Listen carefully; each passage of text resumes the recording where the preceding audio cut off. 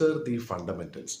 ഒരു നല്ല നേതാവാകാനായിട്ട് നമുക്ക് എന്തൊക്കെ കഴിവുകൾ വേണം എന്നുള്ളതിനെ കുറിച്ച് നമ്മൾ അന്വേഷിച്ചു കഴിഞ്ഞാൽ ഒരുപക്ഷെ നമ്മുടെ മുമ്പിൽ ഒരുപാട് ഓപ്ഷൻസ് വരുമായിരിക്കും. പക്ഷെ ഇവിടെ പറയാൻ പോകുന്ന ഒരു കുറച്ച് ഫണ്ടമെന്റൽ ആയിട്ടുള്ള ബേസിക് ആയിട്ടുള്ള കുറച്ച് കാര്യങ്ങളാണ്. അതെന്തൊക്കെയാണെന്നുള്ളത് നമുക്ക് നോക്കാം. ഒന്നാമത്തെ ഒരു കാര്യം പറയുന്നത് വെച്ചാൽ നമ്മുടെ ഭാവി എന്ന് പറയുമ്പോഴത്തേക്ക് നമ്മുടെ സംരംഭത്തിന്റെ അല്ലെങ്കിൽ നമ്മുടെ കൂട്ടായ്മയുടെ ഭാവി എന്താണെന്നുള്ളൊരു ധാരണ നമുക്ക് തീർച്ചയായിട്ടും ഉണ്ടാകണം. ഒരുപക്ഷേ ഒരു വർഷത്തിനകം അല്ലെങ്കിൽ 5 വർഷത്തിനകം നമ്മുടെ സംരംഭം എന്താണ് നേടിയെടുക്കാൻ ആഗ്രഹിക്കുന്നത് എന്നുള്ളതിനെ കുറിച്ച് നമുക്കൊരു ഐഡിയ ഉണ്ടാവണം. ആ ഒരു ഐഡിയ തീർച്ചയായിട്ടും നമ്മുടെ കൂടെ ഉള്ളവരിലും കൃത്യമായിട്ട് നമുക്ക് എത്തിക്കാനായിട്ട് സാധിക്കണം. ഇപ്പം നമ്മുടെ ഫ്യൂച്ചർ പ്ലാൻ എന്താണെന്നുള്ളത് കൃത്യമായിട്ടൊരു ഐഡിയ. ഇനി പ്ലാൻ ഉണ്ടായാൽ മാത്രം പോരാ. അതിന് രണ്ടാമതായിട്ട് നമുക്ക് വേണ്ട ഒരു കാര്യം എന്താണെന്ന് വെച്ചാൽ അതിനെ നടപ്പിലാക്കണം. അപ്പോൾ നടപ്പിലാക്കാനായിട്ട് എന്തൊക്കെ കാര്യങ്ങൾ നമ്മൾ ചെയ്യണം?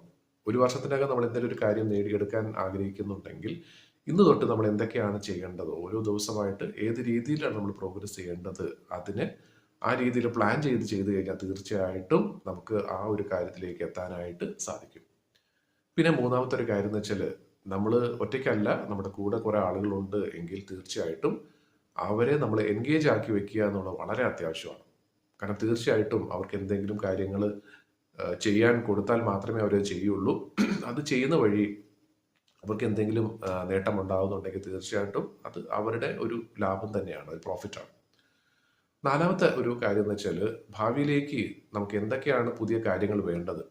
ഒരു പക്ഷേ പുതിയൊരു ടെക്നോളജി വന്നു അല്ലെങ്കിൽ പുതിയൊരു കാര്യം നമുക്ക് പഠിച്ചെടുക്കണമെങ്കിൽ തീർച്ചയായിട്ടും നമ്മുടെ കൂടെയുള്ള ആളുകളെ അതേപോലെ തന്നെ പഠിപ്പിച്ച് കൊടുക്കാനും അല്ലെങ്കിൽ ആ അവസരം കണ്ടെത്താനായിട്ടുള്ള ഒരു ഓപ്പർച്യൂണിറ്റി അവർക്ക് ഉണ്ടാക്കി കൊടുക്കുക എന്നുള്ളതും വളരെ അത്യാവശ്യമാണ്. പിന്നെ ഏറ്റവും പ്രധാനപ്പെട്ട അവസാനത്തെ ഒരു കാര്യം എന്ന് വെച്ചാൽ ഇൻവെസ്റ്റ് ഇൻ യുവർ സെൽഫ്. നമ്മളിൽ തന്നെ നമ്മൾ ഇൻവെസ്റ്റ് ചെയ്യുക.